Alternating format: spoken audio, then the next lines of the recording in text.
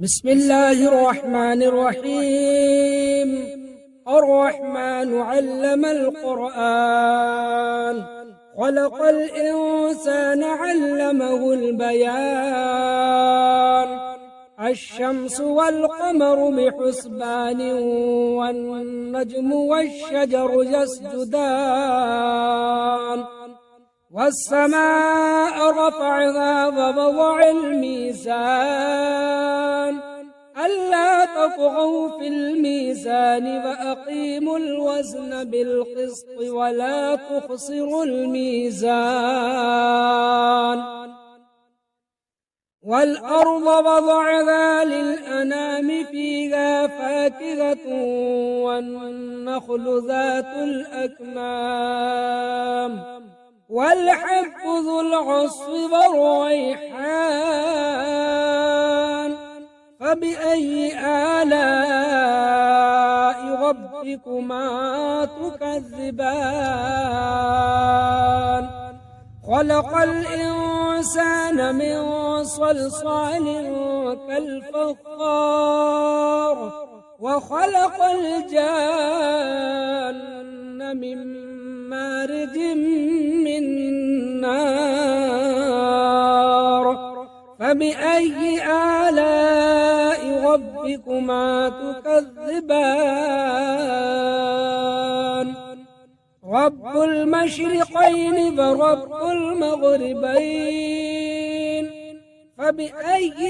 آلاء ربكما تكذبان؟ مرج البحرين يلتقيان، بينهما برزخ لا يبغيان. فبأي آلاء ربكما تكذبان؟ يخرج منهما اللؤلؤ والمرجان، فبأي آلاء ربكما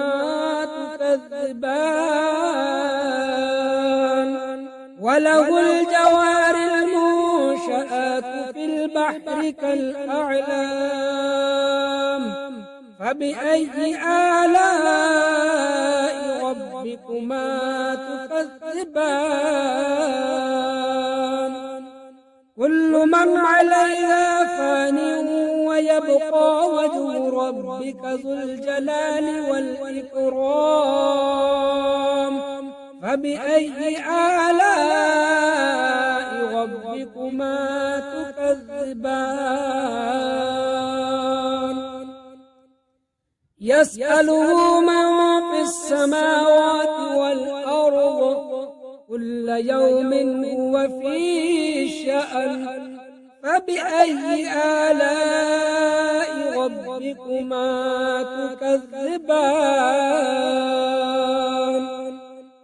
سنفرغ لكم أيها الثقلان، فبأي آلاء ربكما تكذبان؟ يا معشر الجن والإنس إن استطعتم أن تنفذوا من أقطار السماوات والأرض، فانفذوا لا تنفذون إلا بسلطان. فبأي آلاء ربكما تكذبان؟ يرسل عليكما شواظ من نار ونحاس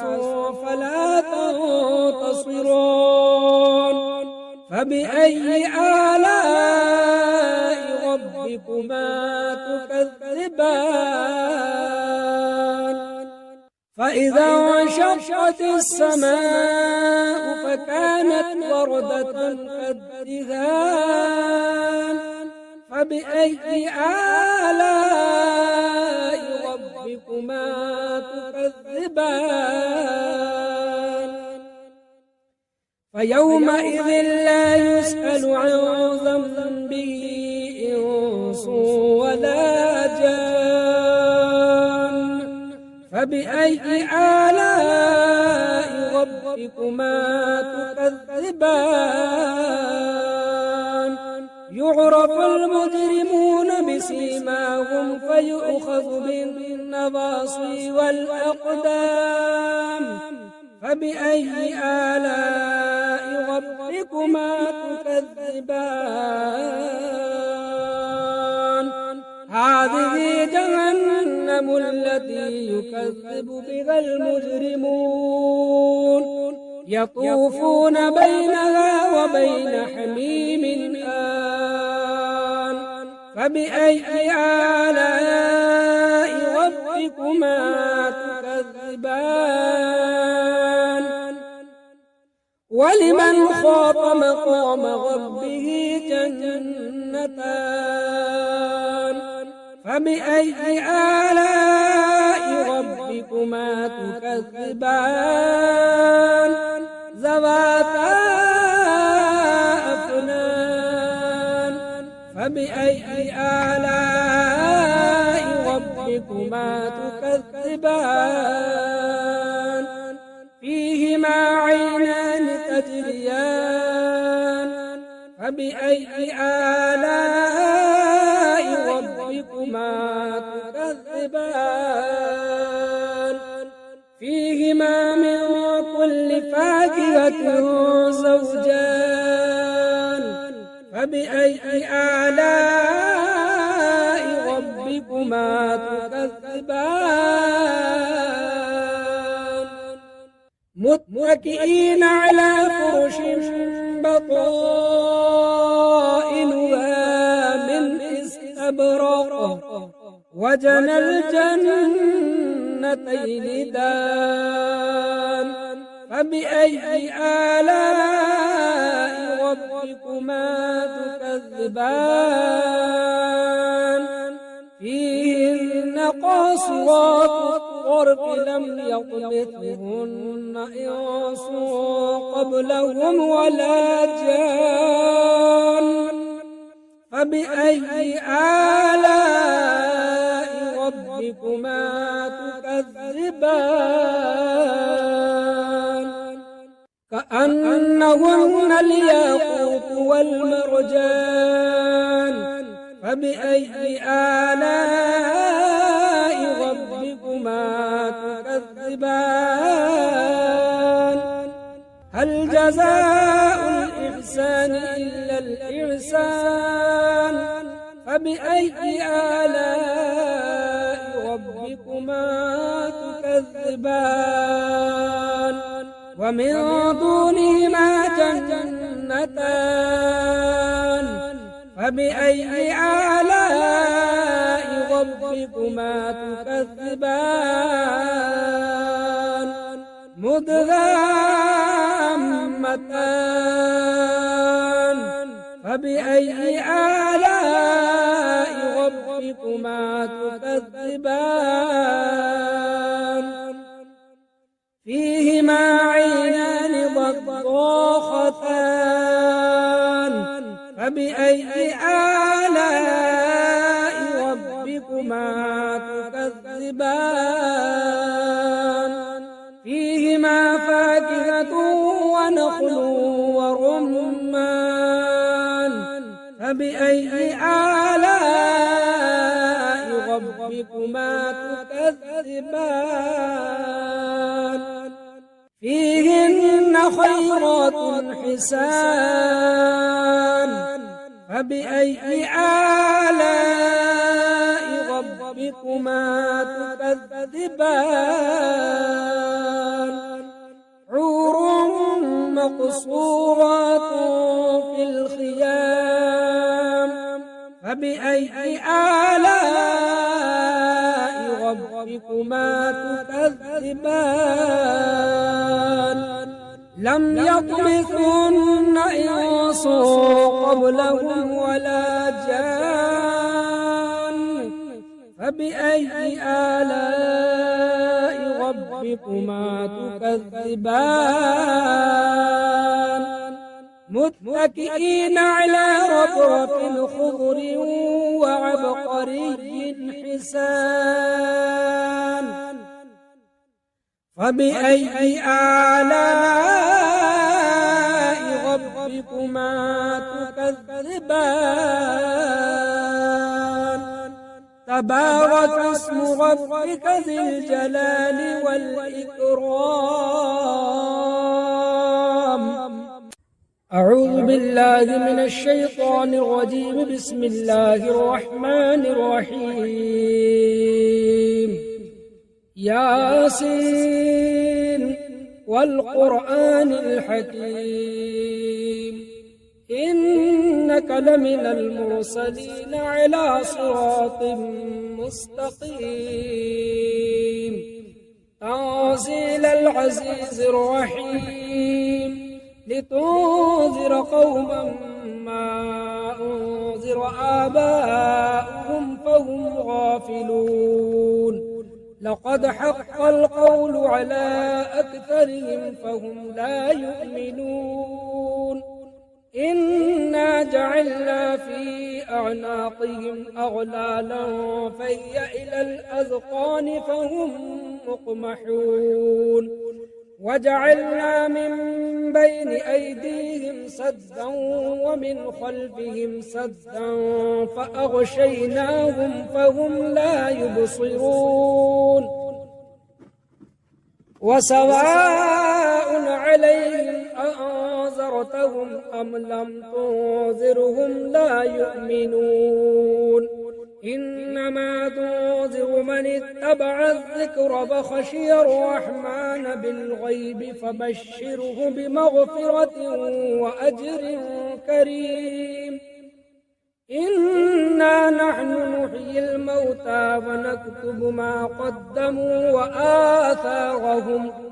وكل شيء أحصيناه في إمام مبين واضرب لهم مثلا أصحاب القرية إذ جاءها المرسلون إذ أرسلنا إليهم اثنين فكذبوهما فعززنا بثالث فقالوا إنا إليكم مرسلون قالوا ما أنتم إلا بشر مثلنا وما أنزل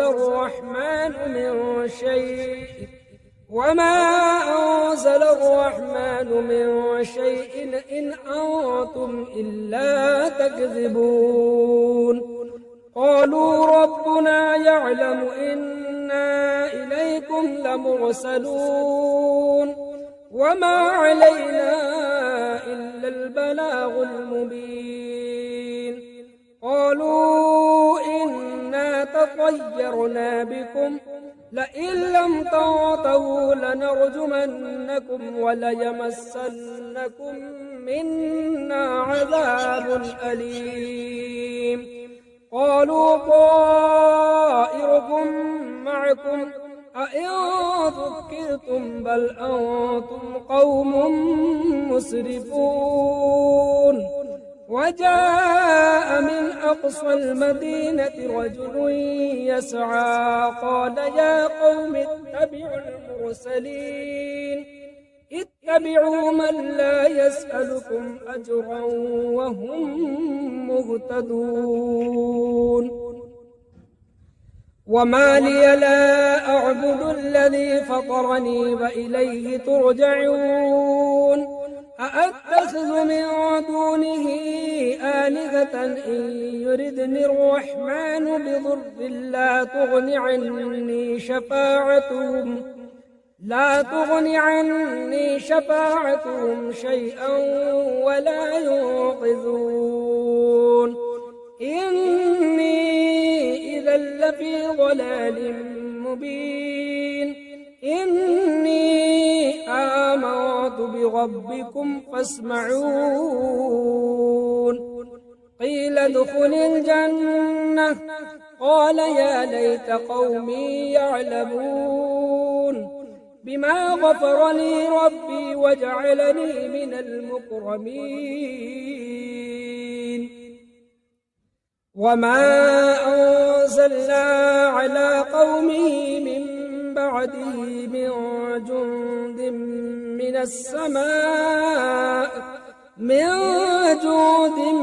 من السماء وما كنا منزلين إن كانت إلا صيحة واحدة فإذا هم خامدون يا حسرة على العباد ما يأتيهم من رسول إلا كانوا به يستهزئون ألم يروا كم أهلكنا قبلهم من القرون أنهم إليهم لا يرجعون وإن كل لما جميع لدينا محضرون وآية لهم الأرض الميتة أحييناها فأخرجنا منها حبا فمنه يأكلون وجعلنا فيها جنات من نخيل وأعناب وفجرنا فيها من العيون ليأكلوا من ثمره وما عملته أيديهم أفلا يشكرون سبحان الذي خلق الأزواج كلها مما تنبت الأرض ومن أنفسهم ومما لا يعلمون وآية لهم الليل نسلخ منه النهار فإذا هم مظلمون والشمس تجري لمستقر لها ذلك تقدير العزيز العليم والقمر قدرناه منازل حتى عاد كالعرجون القديم لا الشمس ينبغي لها أن تدرك القمر ولا الليل سابق النهار وكل في فلك يسبحون وآية لهم أنا حملنا ذريتهم في الفلك المشحون وخلقنا لهم من مثله ما يركبون وإن نشأ نغرقهم فلا صريخ لهم ولا هم ينقذون إلا رحمة منا ومتاعا إلى حين وإذا قيل لهم اتقوا ما بين أيديكم وما خلفكم لعلكم ترحمون وما تأتيهم من آية من آيات ربهم إلا كانوا عنها معرضين وإذا قيل لهم أنفقوا مما رزقكم الله قال الذين كفروا للذين آمنوا أنطعم من لو يشاء الله أطعمه إن أنتم إلا في ضلال مبين ويقولون متى هذا الوعد إن كنتم صادقين ما ينظرون إلا صيحة واحدة تأخذهم وهم يخصمون فلا يستطيعون توصية ولا إلى أهلهم يرجعون ونفخ في الصور فإذا هم من الأجداث إلى ربهم ينسلون قالوا يا ويلنا من بعثنا من مرقدنا هذا ما وعد الرحمن وصدق المرسلون إن كانت إلا صيحة واحدة فإذا هم جميع لدينا محضرون فاليوم لا تظلم نفس شيئا ولا تجزون إلا ما كنتم تعملون إن أصحاب الجنة اليوم في شغل فاكهون هم وأزواجهم في ظلال على الأرائك متكئون لهم فيها فاكهة ولهم ما يدعون سلام قولا من رب رحيم وامتازوا اليوم أيها المجرمون ألم أعهد إليكم يا بني آدم ألا تعبدوا الشيطان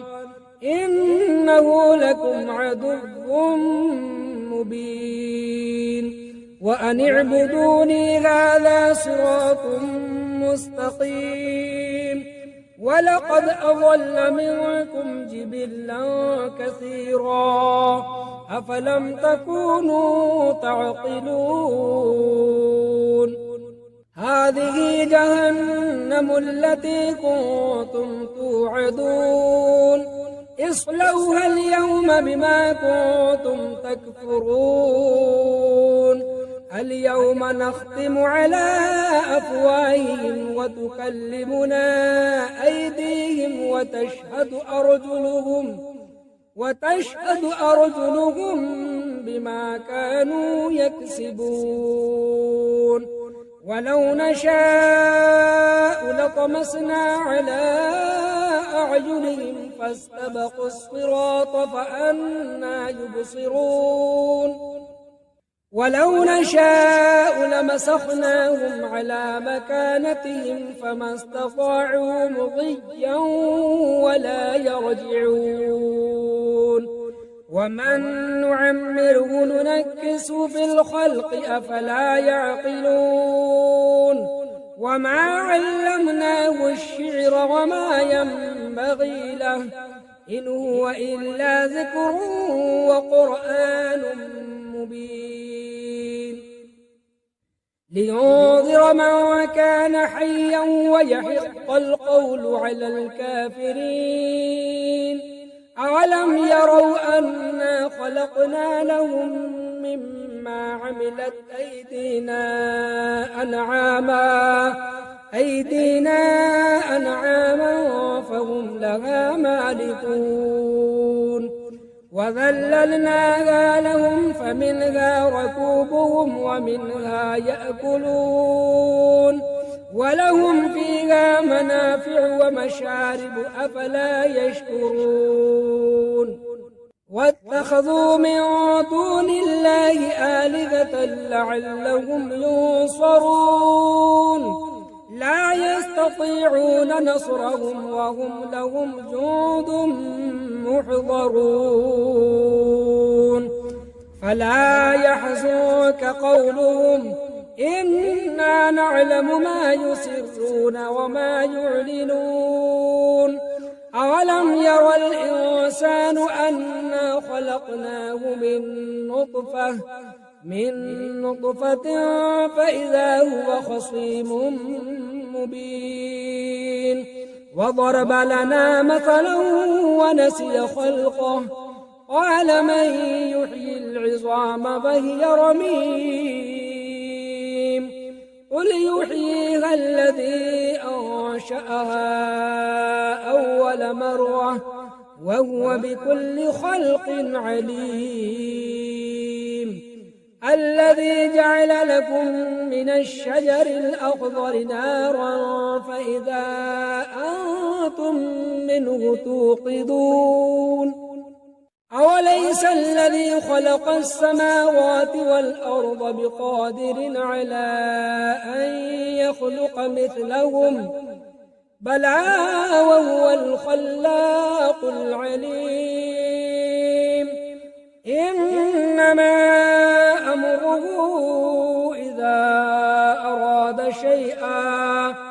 إذا أراد شيئا أن يقول له كن فيكون فسبحان الذي بيده ملكوت كل شيء وإليه ترجعون.